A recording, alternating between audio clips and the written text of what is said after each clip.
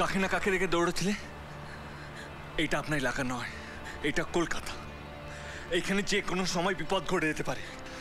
আজকে যদি ওর কিছু হয়ে যেত, আর এই যে তুমি কি ভাবো তুমি নিজেকে? বাবার সঙ্গে থাকতে পারো না? আজকে তোমার জন্য কে দায়ী থাকতো? না,